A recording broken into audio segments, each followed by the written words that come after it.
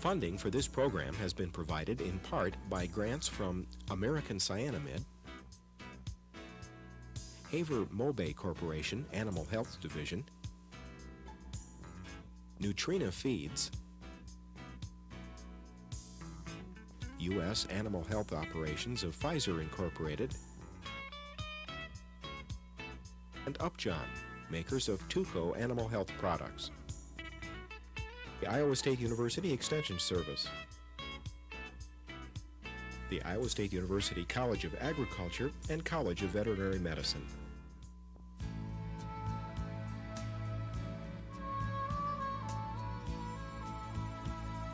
Iowa State University Animal Science and Veterinary Extension present a four-part series on swine management. This series is designed to apply the latest in research and development to achieve profitable swine production for you, the producer. Our topic today is feeding and nutrition of growing finishing pigs. Hello everyone, I'm Roger Brown for the Extension Service at Iowa State University, and this is our third program of four in the series on the growing finishing pig in Iowa. Palmer Holden's with me. And Palmer is Extension Swine Specialist in Animal Science at Iowa State University. Normally, Palmer, we talk with you about good nutrition, but in this case, we're looking at nutrition in some different ways. That's right, Roger. A lot of times you think, well, maybe the first thing we should start out with is what are the nutrient requirements of these pigs? And the program that we're going to present today, we're not going to talk about nutrient requirements, but rather we're going to talk about ways of formulating feeds for pigs, which feeds are most economical, and maybe some methods on how we can go about calculating which feeds are best additions to a swine diet. Okay, now you mentioned calculating, and there are some calculations in this show, quite a bit of very simple math, and we give you some examples, but it might be good, to have some paper and pencil ready? That's right. We're going to go through some calculations of energy, some improvements in efficiency, and how we can turn these kinds of calculations into determining what you can feed for, or what you can pay for a new feed. Okay, now the idea here, of course, is profit, and as well as a good production. We don't want to negate the idea that the nutritious diet is the best diet. It's just that we want to take a look, because I think most folks do a pretty good job of feeding. That's right. The thing we want to point out is that our records show that about 60% of the total cost of producing a pig comes from the feed. And that's obviously a combination of feed efficiency and what the producer pays for that diet. And what he pays for the diet is probably slightly more important than feed efficiency. And so when we're looking through different ingredients, maybe the use of lysine, the use of fat in these diets, we're going to look at what that producer can do to improve the efficiency of his pigs.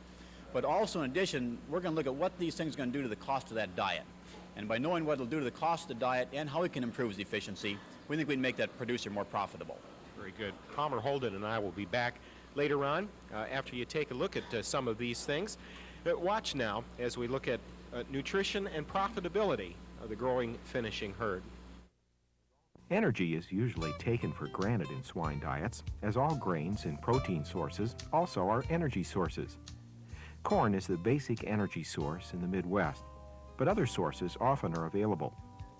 Generally, the diet should be high in energy and low in fiber. Growing finishing pigs can tolerate low levels of fibrous feeds, such as alfalfa, but the levels should not exceed 5% or performance will decrease. Wheat, barley, or grain sorghum can replace corn in the swine diet. The decision to use them is a matter of cost or relative value. For example, if we set corn equal to 100, we can estimate replacement values for other feedstuffs. Thus, if corn cost $4 per 100 pounds, barley would be worth $4.20 to $4.40 per 100 pounds, or 1.05 or 1.1 times $4. Similar prices can be calculated for the other grains. Relative values must be done on a weight and not a bushel basis because of different bushel weights.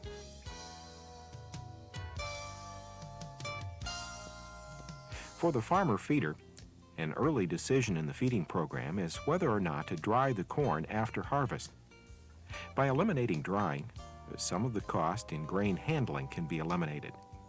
However, the use of high moisture corn adds some other considerations to the swine operation. First, high moisture corn must be stored in an oxygen limiting environment because oxygen will cause the grain to spoil. Second, since the corn spoils rapidly after exposure to air, often in 1 or 2 days, it must be fed daily. An adjustment must be made in diet formulation with high moisture corn. Since it only contains 70 or 80% dry matter as opposed to 88 or 90% in dry corn, more must be added to the feed to get the same pounds of dry matter.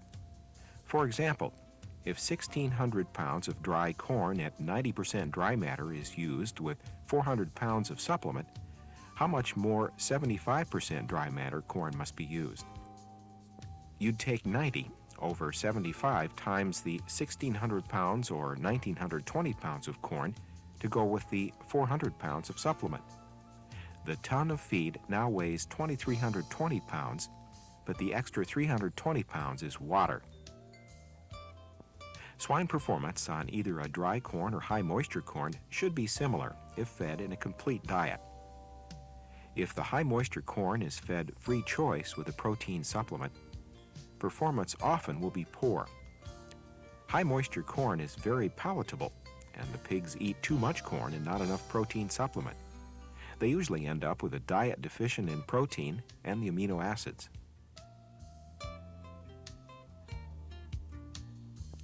Another energy source is fat. Many pork producers add fat to swine feeds to improve the efficiency of feed utilization.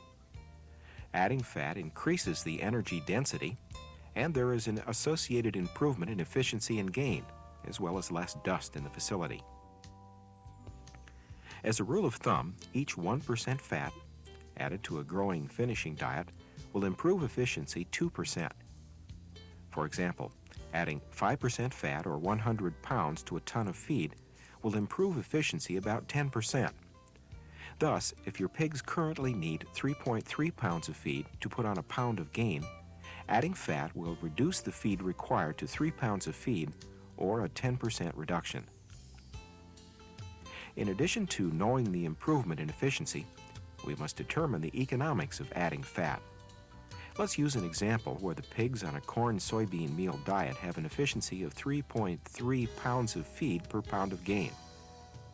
If this corn-soybean meal diet costs 6 cents per pound, the feed cost of putting on a pound of gain would be 3.3 times 6 cents, or 19.8 cents. This 19.8 cents also would be what can be paid for putting on the pound of gain with the fat-added diet. To calculate what can be paid per pound for the fat-added diet, divide the 19.8 cents by the 3 pounds of required feed. This results in a break-even price for the diet with 5% added fat of 6.6 cents per pound. Thus, if a corn-soybean meal diet costs $120 per ton, that's 6 cents times 2,000 pounds, the producer could pay $132 per ton for a diet that has 5% added fat. Generally, if efficiency improves 10%, the pork producer can pay 10% more for the diet. In addition, daily gain improves about 1/10 of a pound, or the pigs will go to market about 1 week sooner than normal. Several fats or oils can be used. These include tallow, yellow grease, combinations of vegetable and animal fat, and vegetable oils such as soybean or corn oil. All produce a similar improvement in performance. Adding more than 5 or 6% fat often will cause the feed to bridge and not feed down from bulk bins or self-feeders. Another method of adding energy to a swine diet is the use of whole soybeans, or those that have not had the fat removed. Since raw soybeans contain a trypsin inhibitor that interferes with protein digestion, they must be heated to a temperature sufficient to inactivate the inhibitor. This can be accomplished by either roasting or extruding the beans through a processing machine. Processed soybeans can replace soybean meal in all swine diets and will add about 3 to 3.5% fat to a diet. Using whole processed soybeans may produce a pork carcass with a softer fat. This may be objectionable to pork processors. Increasing the protein in the diet or replacing only a portion of the soybean meal in the finishing diet will reduce the occurrence of soft pork. A major decision in the use of processed soybeans in swine diets is the economics of the substitution. Since soybean meal is high in protein, 44% versus 37%, and whole soybeans are high in fat, 17.5 versus 0.5%, the exact feeding value of processed soybeans will vary with changes in prices of corn and soybean meal. However, a rule of thumb can be used. This rule is that a ton of 44% protein soybean meal and a ton of processed soybeans have the same feeding value. Soybean meal provides more protein, and processed beans provide extra energy from their fat content.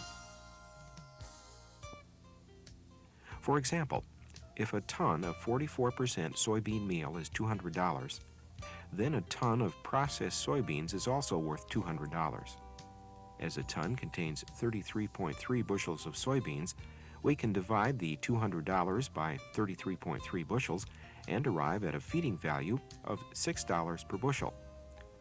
If after deducting the cost of heat processing plus the market value of soybeans is $6 or less, they would be an economical addition to the swine feed. When adding fat to the diet, it is usually necessary to increase the protein along with the energy. For example, adding 5% fat increases the energy by about 7%, or from about 1,500 kilocalories of metabolizable energy per pound to just over 1,600 calories per pound. Therefore, the protein level also should be increased by 7%. For example, if you're feeding a 14% protein diet without added fat, a diet with 5% added fat should be increased by 1 percentage point. 7% more energy times 14% protein equals 0.98 more units of protein, to 15%. This can be accomplished by replacing 50 pounds of corn in a ton of feed with 50 pounds of soybean meal. If additional protein is not added, the improvement in efficiency is not consistent, and the resulting market hog probably will have a fatter carcass and receive a lower price. Also, while the improvement in efficiency is very consistent during the warm summer months, it may be variable in cold weather.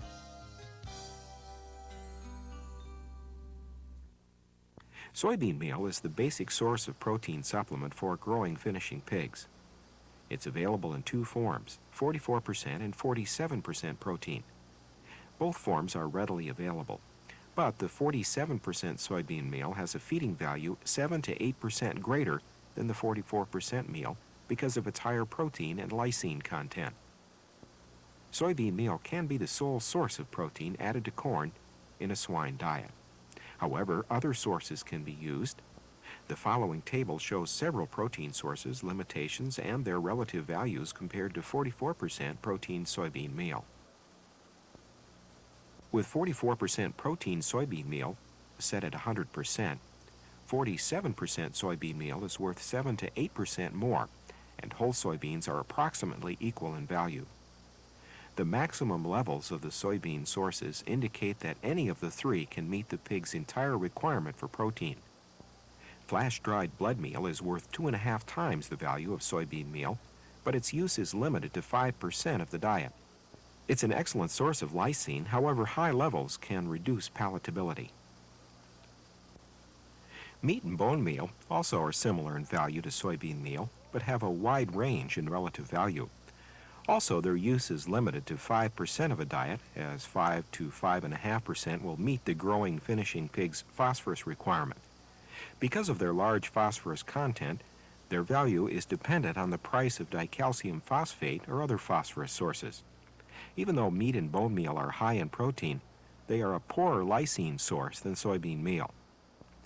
Since lysine is the first limiting amino acid in swine diets, the use of synthetic lysine can be used to replace some of the soybean meal.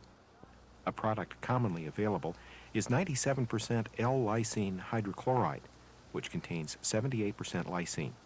However, when substituting it into a swine diet for soybean meal, assume it to be 100%. The recommended substitution is to remove 100 pounds of 44% protein soybean meal from a ton of feed and replace it with 97 pounds of corn and 3 pounds of synthetic lysine. The performance of pigs fed the corn-soybean meal diet or the diet of corn-soybean meal plus synthetic lysine will perform equally and have the same carcass merit. Therefore, the substitution must be made on an economic basis. If soybean meal is $200 per ton, removing 100 pounds from the diet will save $10. This 100 pounds must be replaced with 97 pounds of corn and 3 pounds of synthetic lysine. If corn is $4.50 per 100 pounds, or about $2.50 per bushel, the 97 pounds will cost $4.36. Subtracting the $4.36 for the corn from the $10 saved from the soybean meal leaves $5.64 to purchase 3 pounds of synthetic lysine. Dividing $5.64 by 3 leaves a break-even purchase price for synthetic lysine of $1.88 per pound. If synthetic lysine can be purchased for this price or less, it's an economical substitution for soybean meal. This substitution can be made one time in any swine diet. Further substitution of synthetic lysine for soybean meal should be done only with an evaluation of the other amino acids to assure that deficiencies of them do not occur.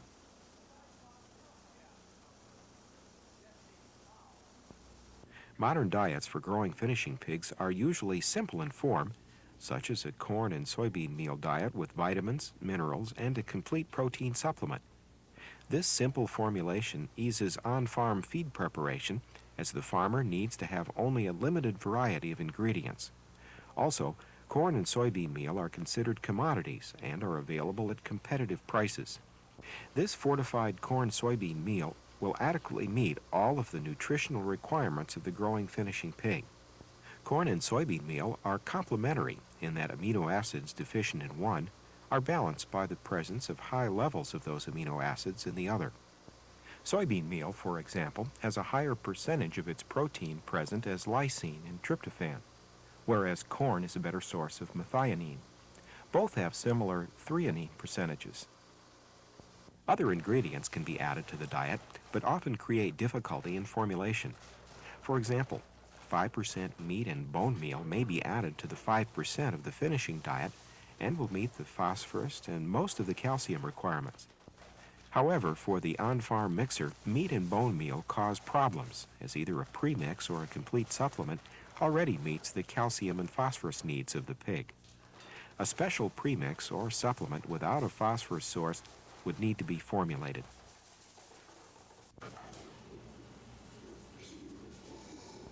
Now that we have a background on the nutrient requirements and the various feed ingredients that can be used to meet them, let's look at processes that will affect the pig's use of that feed. Probably the first decision to be made when considering the diet for pigs is, will we use dry corn or high moisture corn? Although high moisture corn is very palatable, the performance of pigs eating it is identical to dried corn. The decision to use or not to use high moisture corn should be made on the basis of convenience of handling corn for the farmer feeder. Most grains are ground before feeding. This accomplishes two things. First, grinding improves the digestibility of the grain. Second, it allows different ingredients to be blended together with minimal separation. Generally, the finer the grind, the greater the improvement in feed efficiency. For example, as we go from whole kernel corn to a floury grind, efficiency improves over 10%. Finely ground wheat, however, often makes the feed somewhat less palatable and may decrease feed intake. A concern with finely ground feeds is in the increased incidence of ulcers in the pig. In some research studies, ulcers occur in more than half of the pigs consuming finely ground corn diets. High moisture corn is an exception to the improvement in efficiency by grinding. Grinding high moisture corn does not improve its utilization as with dry corn. Also, since high moisture corn must be fed fresh daily, it often is fed free choice with a protein supplement. Thus, whole kernel corn can be mixed with a pelleted supplement. Grinding allows the mixing of several ingredients into a complete diet as opposed to free choice feeding of grain and protein supplement. Feeding a complete diet to pigs usually improves performance and almost always produces lower feed cost per unit of gain than a free choice program. The free choice system works well if the amount of protein intake can be controlled. For example, by providing each pig 3/4 to 1 pound of protein supplement plus all of the corn they want. If the pigs have free choice access to both corn and the supplement, they often overconsume on supplement and increase the cost of gain. Or if the corn is very palatable, they may not eat enough protein to meet their needs. Pelleting a diet for growing finishing pigs improves feed efficiency and daily gain. With corn-based diets, feed efficiency improves about 5%, and with barley or feeds that are high in fiber or less dense, the improvement may be as much as 10%. Daily gain improves about 1 to 3%. The economics of pelleting can easily be estimated.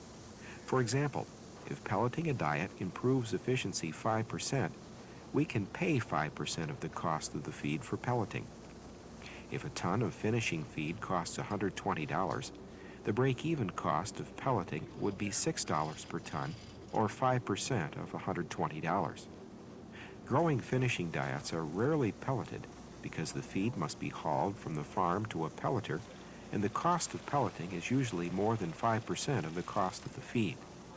Although pelleting by itself does not seem to cause ulcers, pelleting a finely ground diet often increases the incidence of ulcers. Interest in liquid feeding increases periodically, usually with claims of improved performance. Usually, producers are comparing performance on old, wasteful dry feeders with a new, well-adjusted liquid feeder. Research comparing wet versus dry systems suggests little or no difference in gain or efficiency with pigs full-fed on well-adjusted feeders. Limit-fed pigs may perform somewhat better on a liquid feeding system. Limit feeding of growing finishing pigs is not common in the United States compared to Europe, primarily because of the lower cost of feed here. When limit feeding, the daily intake should be about 90% of the amount the pigs would eat if on full feed. In general, daily gain will decrease significantly, but feed efficiency will improve because of reduced feed waste. The carcass of the limit-fed pig also is leaner and may command a higher market price. Limit feeding is a high management system. Usually the pigs are fed several times daily from drop feeders, and the amount of feed must be adjusted weekly as the pig grows. One final area that must be covered is the use of feed additives. Feed additives are usually added at 10 to 100 grams per ton for the promotion of growth and feed efficiency. Younger pigs get a larger response than older pigs. A summary of university research suggests that growing pigs will gain 10% faster on 5% less feed, and finishers will gain 4% faster on 2% less feed. Specific additives may give larger responses under different conditions. Feed additives that have a withdrawal period should not be used during the finishing period for improved growth and efficiency, only for treatment or control of certain diseases.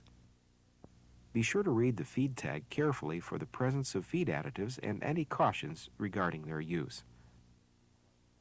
Even though the growing finishing pig requires less intensive management than farrowing or nursery stages, the possibility for changes in profit are tremendous.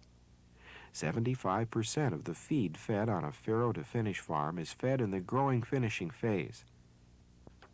The death of a 200-pound pig has a much larger financial liability than the death of several pigs in the farrowing house.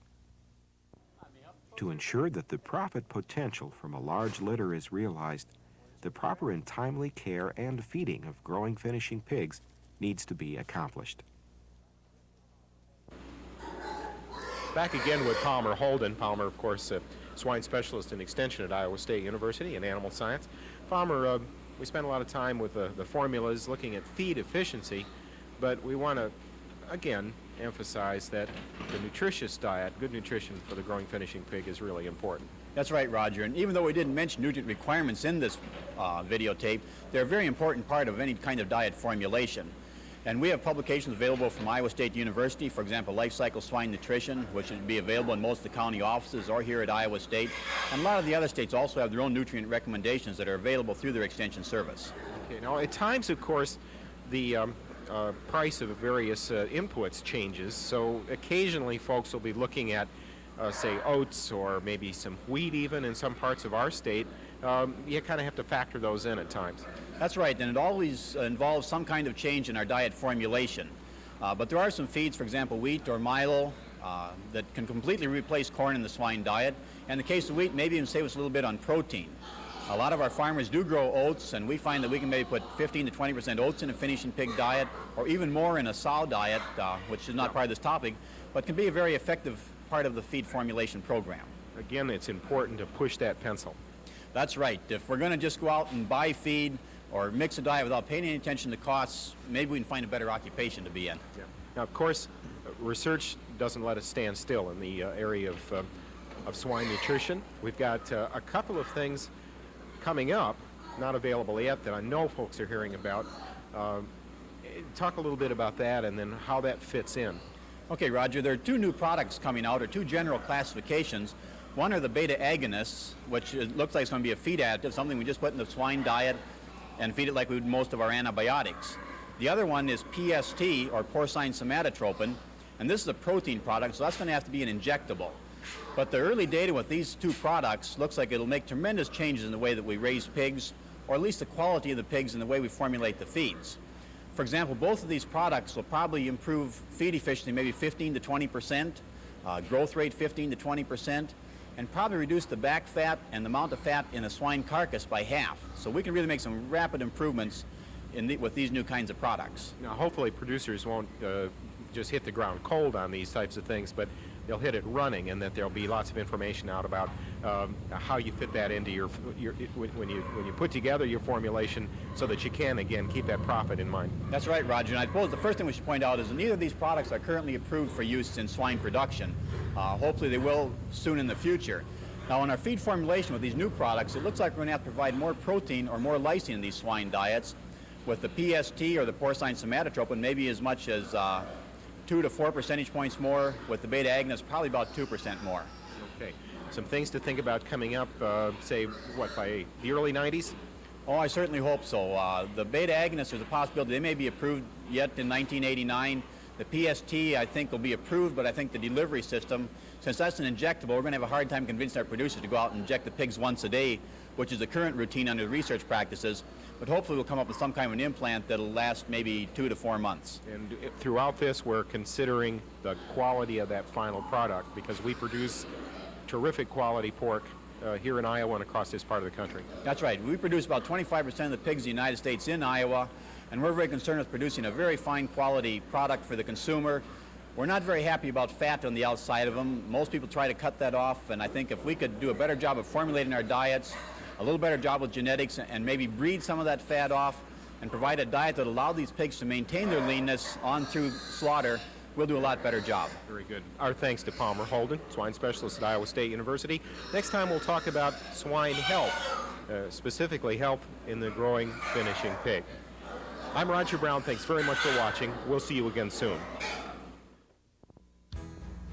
For further information concerning today's topic or other matters concerning your swine operation, please write Dr. Palmer Holden, Animal Science Extension, 109 Kildee Hall, Iowa State University, Ames, Iowa 50011, or call 515-294-2240.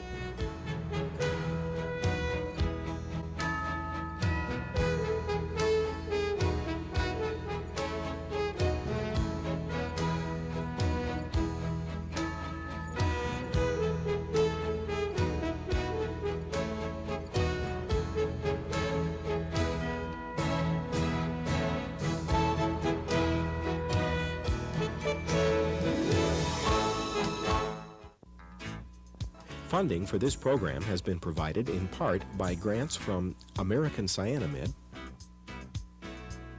Haver-Mobay Corporation Animal Health Division, Nutrina Feeds, U.S. Animal Health Operations of Pfizer Incorporated, and Upjohn, makers of Tuco Animal Health Products. The Iowa State University Extension Service, the Iowa State University College of Agriculture and College of Veterinary Medicine.